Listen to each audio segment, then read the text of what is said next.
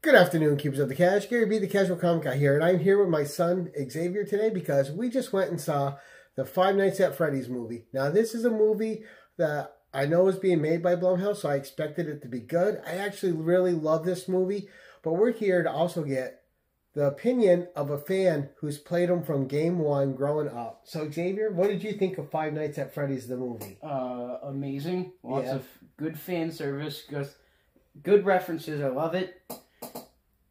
Loved the series since I was 4, so you know.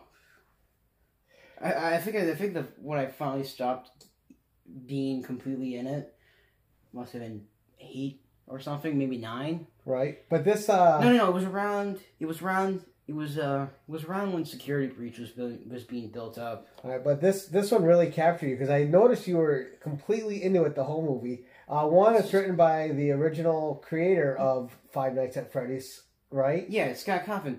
Nobody, you know, I noticed something. When I played Security Breach, you can tell really what's made by Scott, what Scott had influence over and what he did. And what was it? And what, yeah.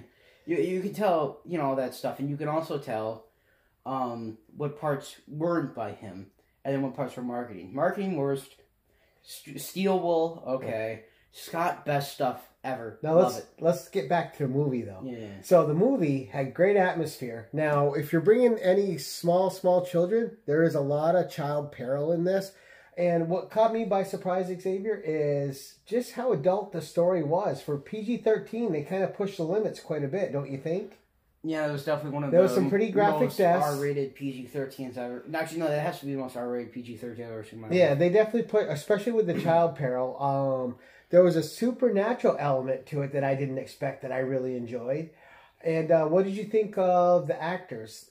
The actors were good. I like the actors. I thought, who was the guy who did the security guard? Josh Hutcherson? Josh Hutcherson. I thought he was really good. He was. The child, the little girl, she did a really good job in her role. Yeah, she was great. Well, I thought all the people acting had great chemistry. Yeah. Now, it's important that we don't spoil anything for anyone, so we're not going to talk about the villain or anything. Yeah. We're just going to let that stay in the gray area. We don't want to spoil anything for you guys.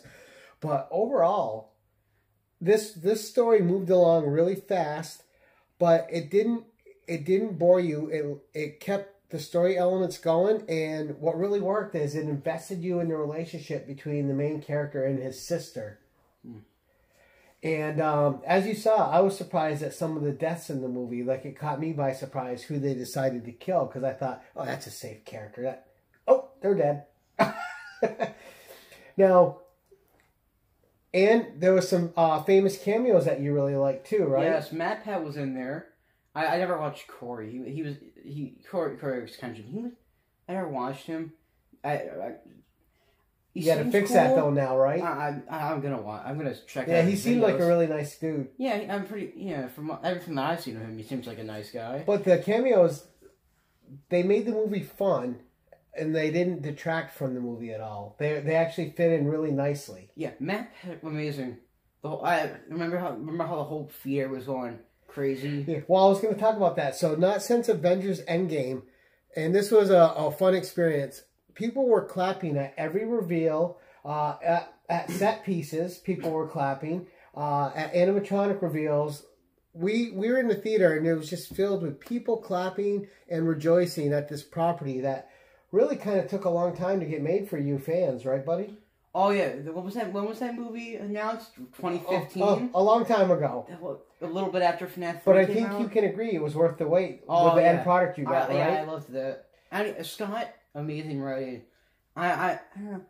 He knows how to do the series correctly. It feels like sometimes no one else does. Well, and it started out gruesome, and then it got you invested. Because what caught me by surprise is it actually did have a pretty good, well thought out story to it. Yeah, I like the part where they did that. Don't spoil. No. Okay. Where they did a happy scene, and then later on they turned into a more saddening and right.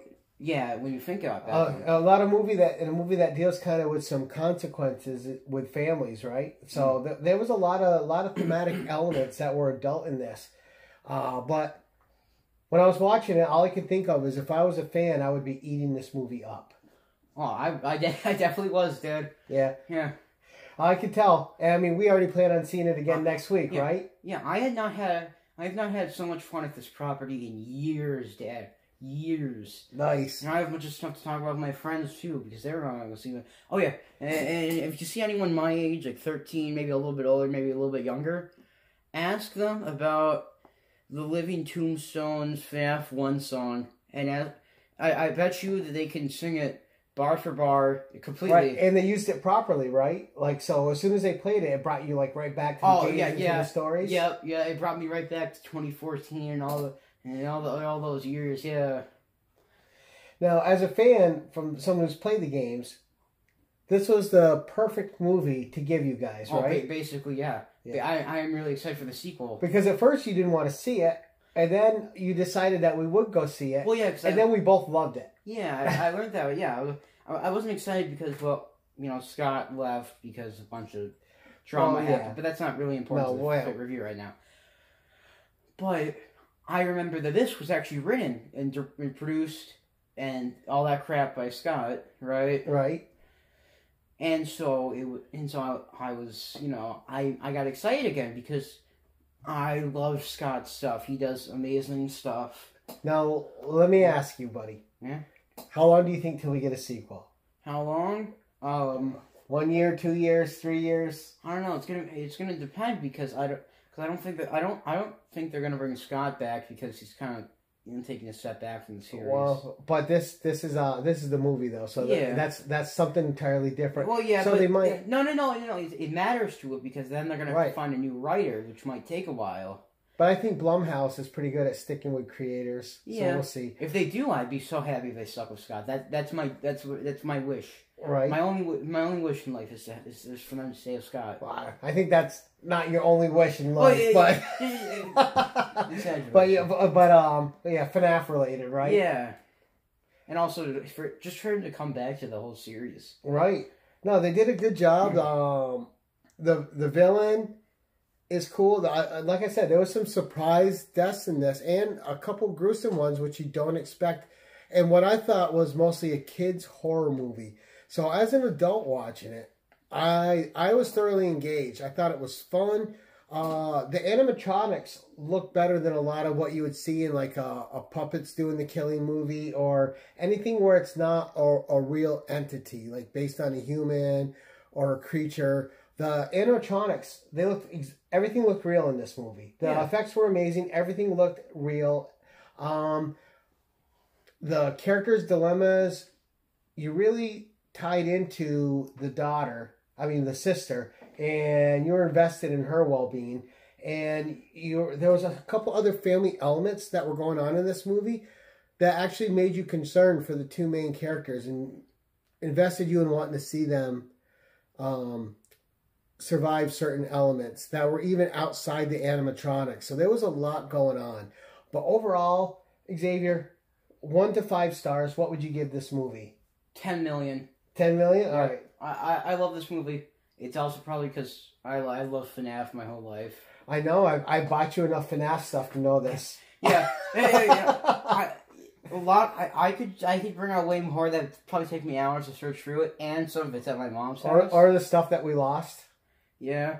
All the figures are in pieces. Yeah, but overall, I will give this a 4 out of 5. I thought this movie was really good. And for someone who's not invested in this universe, it brought me into the universe and it made me care about the characters that they were showing me.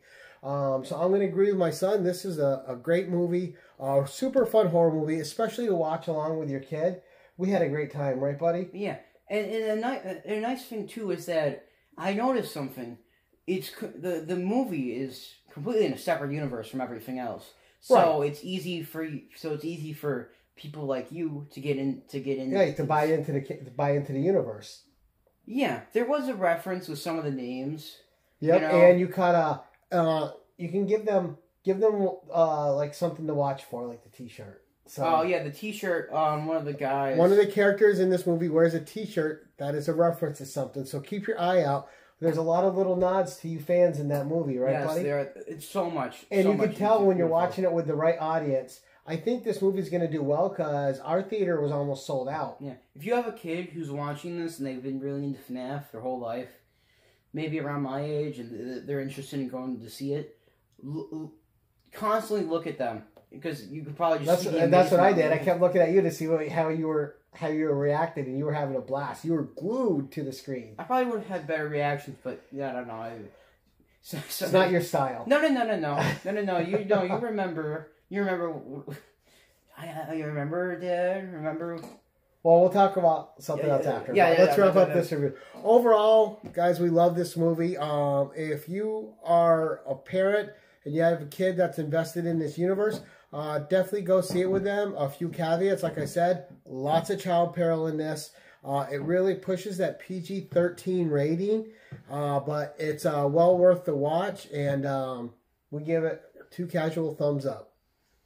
But Xavier, thank you for joining me for this review, buddy. Anything FNAF, I will join you for, Dad. Well, we're going to see it again next week, right? Yeah, anything concerning FNAF. Maybe we can do it's been a week since I've watched it. Right. We could do like a week after. But we got to sign off now. Yeah. See you. Goodbye. All right, guys, thank you so much for tuning in. Thank you for watching, and until next time, keep it casual.